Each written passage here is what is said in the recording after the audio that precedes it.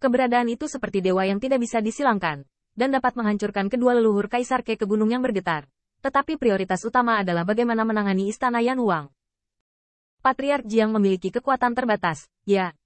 Senior Lei Qiu, bisakah kamu? Qin Yichen memikirkan naga guntur bawaan Lei Ze, yang telah terlahir kembali dari Perang Lik. Sekarang dia duduk di istana Yan Huang dan bisa dikatakan sebagai yang terkuat di istana Yan Huang. Feng Nianwu berpikir sejenak, Lei Qiu senior bukanlah bagian dari era ini. Dia harus beradaptasi dengan Dao Wei dan bahkan bersiap untuk meningkatkan kultivasinya. Terlebih lagi, senior Lei Qiu telah jatuh selama Perang Lik. Diperkirakan dia belum pernah melihat metode ini, dan aku tidak tahu musuh sebenarnya dari ras kita. Dengan kata lain, ini bisa dianggap sebagai kesedihan Lei Qiu.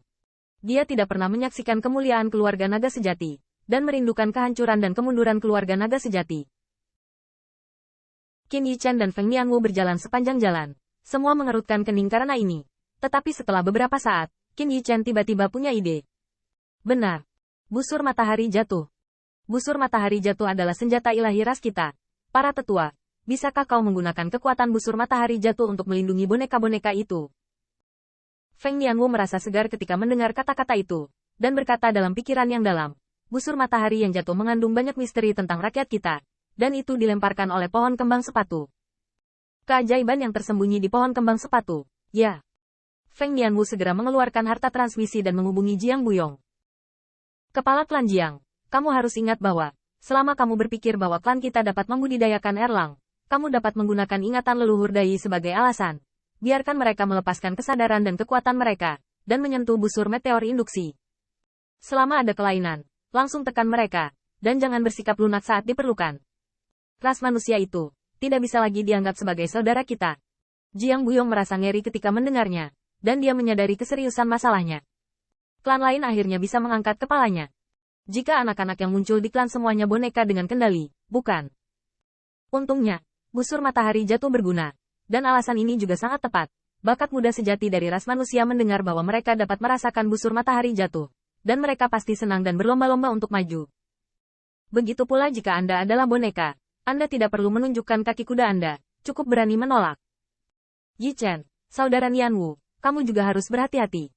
Jiang Buyong bergegas untuk menyelesaikan masalah ini, tetapi Feng Nianwu menghela nafas lega setelah dia khawatir. Ngomong-ngomong, untungnya, Yichen, kamu membawa meteorit bow kembali. Kalau tidak, tanpa Falling Sun Bow, masalah ini akan tetap terjadi, tapi klan saya tidak punya cara untuk menargetkannya. Sepertinya bukan masalah besar, tapi penuh kecurigaan. Apakah Jiang Buyong ingin mencegah generasi muda muncul dan tumbuh lebih kuat? Ini bukan apa-apa, busur matahari jatuh pada awalnya adalah artefak ras manusiaku.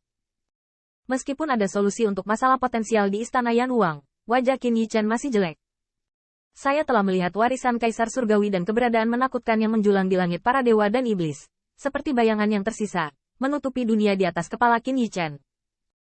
Feng Nianwu juga melihatnya, dan dia menghela napas panjang lega sebenarnya. Dia tidak takut, tetapi dia adalah sesepuh Qin Yichen. Yichen, jangan terlalu menekan dirimu sendiri. Keberadaan itu sangat kuat dan menakutkan, tetapi ras manusia tidak hanya memilikimu, tetapi juga aku dan Patriark. Senior Lei Qiu kembali, dan teman-teman kecil klan Bais juga akan datang kepadamu. Divisi militer. Ada apa? Mari kita hadapi bersama. Qin Yichen mengangguk dalam diam, dan setelah mengucapkan selamat tinggal pada Feng Nianwu, dia kembali ke aula umumnya. Meskipun ada senyuman di depan Feng Nianwu, setelah tidak ada orang di sekitar, Qin Yichen jatuh ke dalam depresi lagi. Bukan karena dia tulus dan penakut, tapi pemandangan di kuil surga barusan, pukulan ke Dao Heart-nya benar-benar terlalu hebat.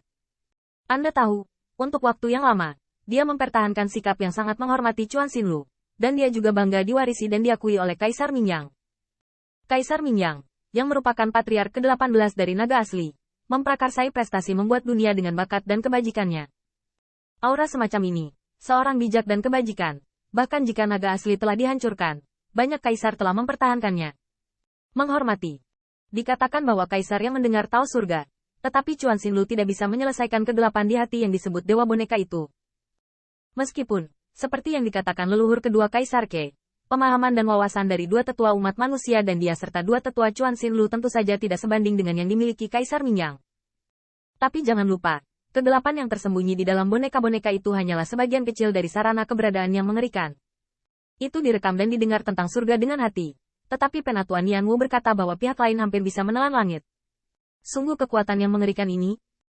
Berbisik sendirian, Qin Yichen membelai lehernya meskipun tindakan Kaisar Ke dan keanehan buah ilahi.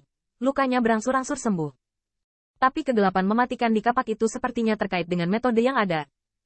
Dengan hanya kekuatan tirani kapak, Qin Yichen tidak terluka parah.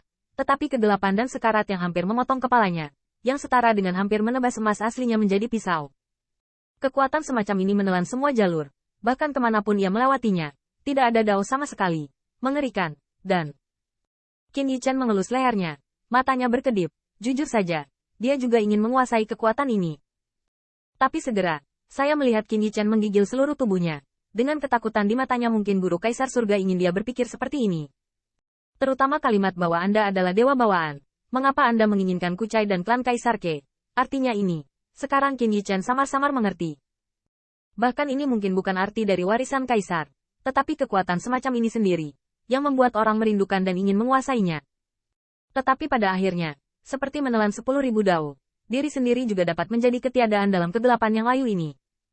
Qin Yichen menggelengkan kepalanya, tidak lagi mengingat terlalu banyak. Dia menarik napas dalam-dalam, dan Qingming dan ketekunan yang sama secara bertahap muncul di matanya. Berbicara tentang itu, Cuksin Lu Qin Yichen diturunkan oleh Hao Mingyang sendiri, sedangkan Cuksin Lu dari Feng Nianwu diwariskan oleh Qin Yichen. Pandangan Kaisar Mingyang secara alami jauh lebih baik daripada pandangan Qin Yichen sendiri. Selain itu, tidak perlu dikatakan bahwa Qin Yichen telah mengatasi semua rintangan dengan cara ini. Kuncinya adalah dia telah berada dalam kondisi bertarung dengan kecerdasan dan keberanian dengan Wan Dao Demon Flower selama bertahun-tahun. Meskipun Kaisar Ke maju untuk memperingatkan, di mana lampu hemat bahan bakar bunga iblis Wan Dao, Qin Yichen dapat yakin bahwa ketika boneka manusia menyerangnya, niat membunuh bunga iblis Wan Dao sangat tinggi. Jika bukan karena pertanyaan tentang langit, atau jika leluhur kedua Kaisar Ke mengambil gambar tepat waktu, bunga iblis Wan Dao akan berhenti berpura-pura. Beberapa tahun terakhir saling membela dan saling bertarung, ditambah dengan 10.000 dao Yao Hua di tubuhnya. Dao Xiang, tetapi selalu menggoda dia, mempengaruhi dia,